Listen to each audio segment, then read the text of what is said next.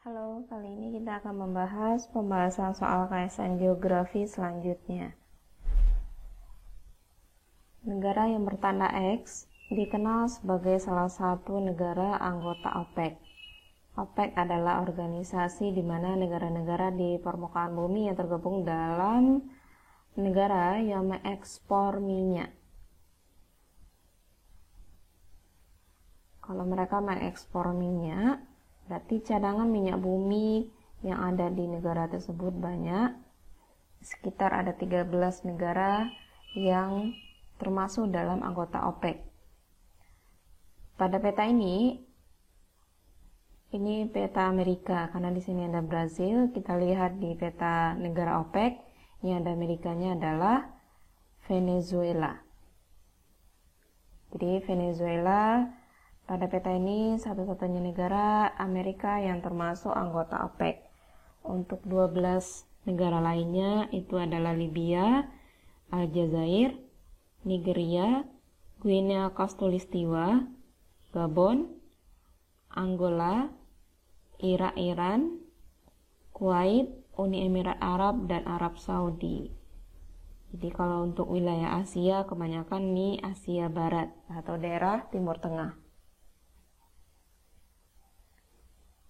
Selanjutnya, negara-negara berikut yang memiliki gunung api yang berasosiasi dengan zona subduksi.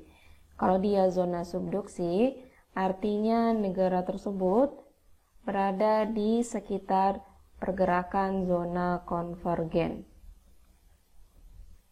Zona pergerakan lempeng secara konvergen, artinya lempengnya bertemu apakah itu baik lempeng benua ataupun lempeng samudra, kecuali berarti bukan termasuk negara yang berada di zona konvergen. Apakah itu Jepang, Filipina, Iceland, Indonesia, dan Amerika Serikat.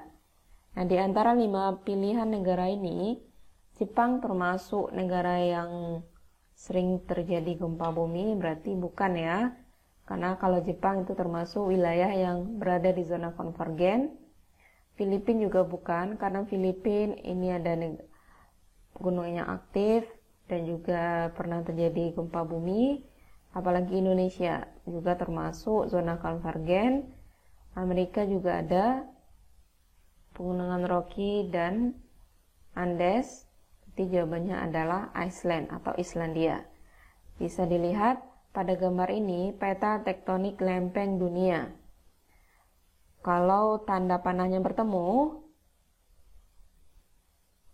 artinya pergerakan lempengnya secara konvergen. Kalau tanda panahnya memisah atau menjauh, maka pergerakan lempengnya secara divergen.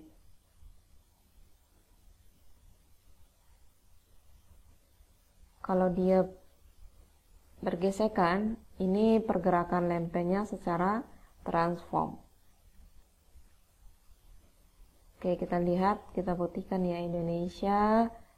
Di sini, Indonesia diketahui merupakan pertemuan 3 lempeng Eurasia, Indo-Australia, dan Filipina, bukan. Terus Iceland ini tempatnya. Di Iceland ini ada pergerakan lempeng yang memisah 1 dan 2. Lempeng apa aja? Ini ada lempeng Amerika Utara serta dengan pemisahan lempeng Eurasia. Ini secara divergen. Selebihnya konvergen. Oke, kita lanjut ke soal berikutnya. Melalui citra penginderaan jauh bisa kita pelajari di geografi kelas 10 semester 1. Kita dapat memperoleh informasi geologi. Oke, ini typo, geologi. Kalau berhubungan dengan informasi geologi berkaitan dengan informasi batuan bisa, informasi tentang lempeng bisa, informasi tentang sumber daya alam. Sumber daya alamnya lebih ke mineral, karena mineral berhubungan juga dengan gunung api, aktivitas gunung api. Morfologi pada suatu daerah. Ini termasuk ya berkaitan dengan geologi. Oke, sepertinya ini soalnya ada kecuali. Litologi. Lito juga berhubungan dengan batu, berarti betul berhubungan dengan geologi. Struktur geologi apalagi? Potensi sumber daya suatu daerah. Sumber daya berkaitan dengan mineral. Oke, kecuali adalah E ya. Karena tingkat kesuburan tanah ini berhubungan dengan pedologi. Berkaitan dengan tanah, lapisan tanah di permukaan bumi namanya pedosfer.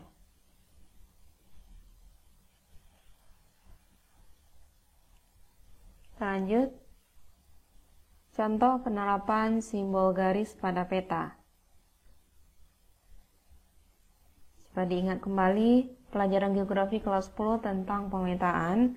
Simbol dibagi menjadi 3. Ada simbol titik, ada simbol garis, dan ada simbol area atau poligon.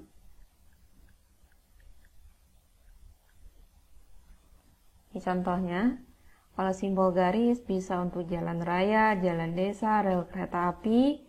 Ini untuk simbol titik bisa kota kecil, kota administrasi, bisa ibu kota negara. Untuk simbol garis juga bisa dijadikan sebagai simbol sungai atau batas wilayah, baik itu batas provinsi, batas negara. Ini juga termasuk simbol titik gunung. Ini garis tadi. Dan ini untuk area. Danau, rawa, ataupun wilayah pertanian. Maka jawabannya adalah C untuk sungai, rel kereta api, dan jalan raya. Kalau kota itu titik, sawah area, sawah ini area, kota titik. Ini perhitungan pada peta, menghitung skala. Tapi di sini lebih pengelompokan peta berdasarkan skalanya. Kalau skalanya 250.000 sampai 500.000, maka peta tersebut tergolong peta berskala, kadaster, besar, sedang, kecil, atau geografis. Dilihat dari pembagian berdasarkan skalanya ada 5. Peta kadaster yang skalanya 100 sampai 5.000, berarti ini bukan. Skala besar 5.000 sampai 250.000 juga bukan. Peta skala sedang 250.000 sampai 500.000 benar. Berarti jawabannya C. Selanjutnya peta skala kecil 500.000 sampai 1 juta. Dan untuk peta skala geografis ukuran skalanya lebih dari 1 juta. Ini bisa untuk peta negara, bisa benua, bisa dunia. Untuk negara tergantung ya. Bisa negaranya juga peta skala kecil karena kan ukuran negara di permukaan bumi tidak sama luasnya. Kita lanjut. Oke, di sini ada typo. Ini membaca 2 buah garis kontur. Oke, kalau garis kontur, garis yang menghubungkan wilayah dengan ketinggian yang sama. Ini adalah garis kontur. Pada peta topografi, garis kontur berfungsi untuk menunjukkan ketinggian suatu wilayah. 500 dan 550 meter. Maka skala peta yang dibaca Ani adalah, kalau ada garis kontur, maka kita akan menggunakan rumus CI sama dengan 1/2000 kali penyebut skala.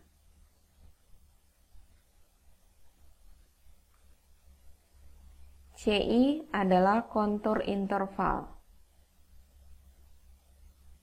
Jarak antar kontur. Oke, pada peta jarak antar konturnya 550, 500. Maka CI-nya adalah 50. 50 sama dengan 1/2000 kali penyebut skala, bisa disingkat dengan PS. Oke, ini di matematik dikali silang ya. 1 kali PS, 50 dikali 2000. Maka penyebut skalanya adalah 100.000. Kalau penyebut skalanya 100.000, maka skalanya 1:100.000. Jawabannya adalah B.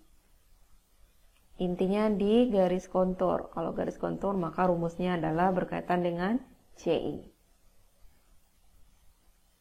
Kita lanjut. Masih berhubungan dengan materi penginderaan jauh.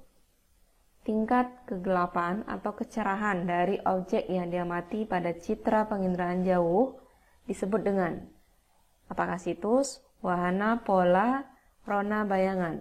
Kalau bayangan sudah jelas ya, bukan? Karena bayangan ini berhubungan dengan objek yang tinggi. Kalau objeknya tinggi, maka objek tersebut akan memiliki bayangan. Apakah bayangan tersebut di barat atau sebelah timur? Terus pola, ini merupakan bentuk khusus dari fenomena alam. Ini biasanya untuk pola aliran sungai,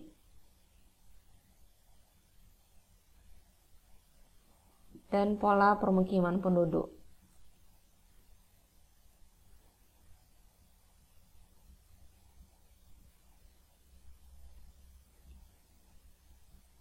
Selanjutnya wahana adalah kendaraan yang membawa sensor.